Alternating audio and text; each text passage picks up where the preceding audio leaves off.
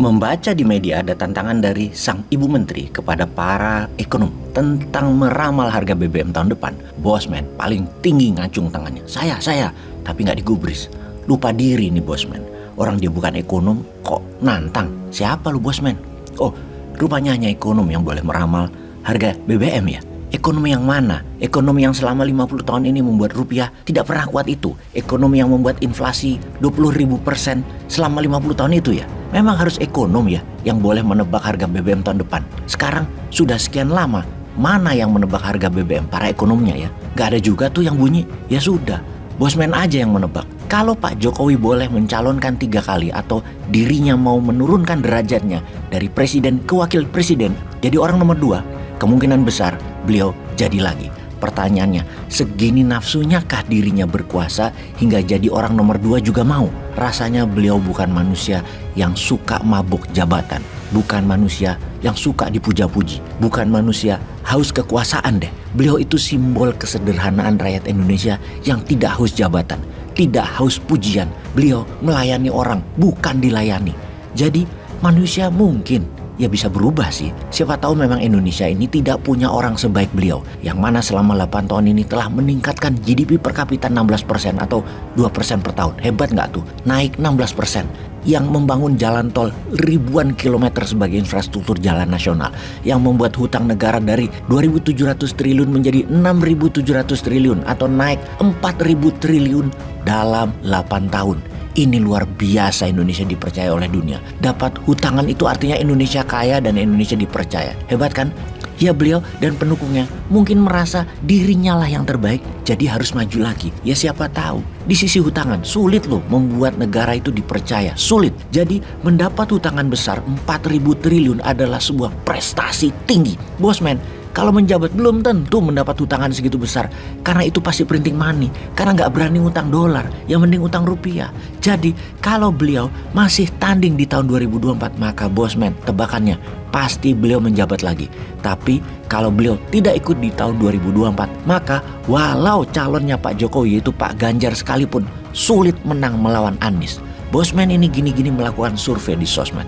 Menggunakan ada 2 sampel pertanyaan di mana yang pertama dapat 2.000-an responden dan yang kedua mendapat 2.900-an responden dalam 24 jam. Memang belum mewakili 100% penduduk Indonesia, juga belum mewakili wilayah mana responden ini disurvei. Namun hasilnya bisa menjadi cermin. Surveinya begini, Bosman Capres dipasangkan dengan Ganjar, Sandi Uno, Prabowo, Anies. Hasil akhir yang tertinggi adalah Bosman Anies 66%. Ketika Bosman Cawapres dengan Capres Ganjar, Sandi Uno, Prabowo, dan Anies, hasil terbanyak adalah Anies Bosman 79%. Nah, ini menyimpulkan apa? Bahwa Bosman itu layak diperhitungkan.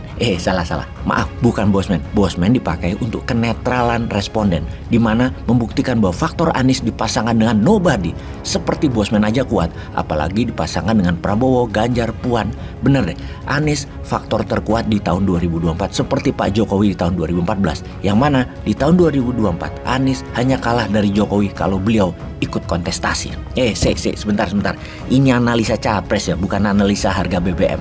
Lah ngawur ini Bosman. Kita balik ke BBM aja deh, lebih nyata. BBM atau bahan bakar minyak itu bersumber dari crude oil, minyak mentah. Nah, untuk cerita beginian Bosman punya pengalaman panjang lebih dari 25 tahun. Oil and gas memang bread butternya Bosman hingga tahun 2016. Secara garis besar, minyak mentah tadi di-refine atau dimurnikan atau diproses jadi BBM, gasoline atau kerosin, apapun yang dibutuhkan dengan menggunakan oil refinery atau penyuling minyak.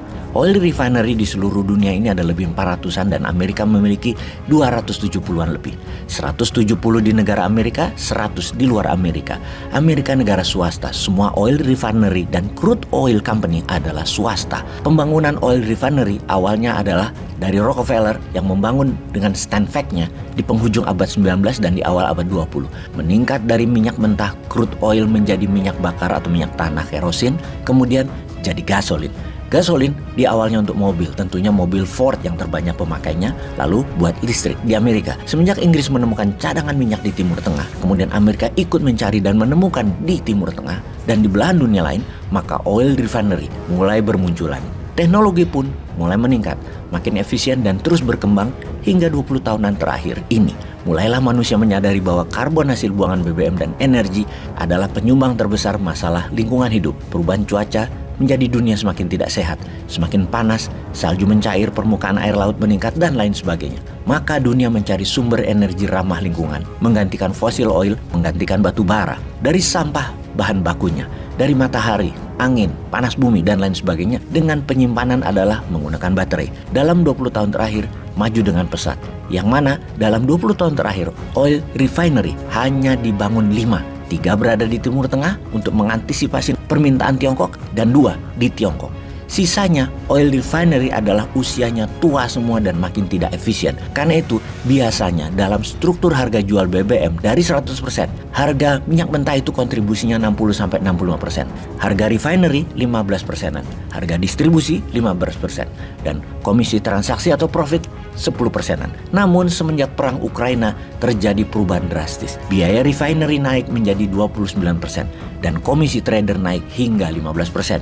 Membuat harga BBM walau crude oilnya menurun tapi menjadi mahal harga BBM-nya. Kalaupun perang di Ukraina berhenti, dengan Rusia mendapatkan apa yang Rusia sudah dapat seperti saat ini, yaitu 20% wilayah Ukraina, dan akan menjalankan referendum di 4 wilayah untuk menjadi negara atau wilayah baru, tentunya dijadikan negara boneka Rusia, harga BBM tetap tidak akan turun, tetap di atas. Diramal Bosman di harga 85 sampai 105 dolar per barelnya di tahun 2023, membuat ekonomi dunia slow down, inflasi masih tinggi, uang beredar ditahan. Dengan analisa ini sesungguhnya dunia sedang tidak baik-baik saja, dan harusnya sebagai negarawan, para pejabat mengedukasi rakyat harus bagaimana ke depannya, bukan malah jualan dirinya terpantas di 2024.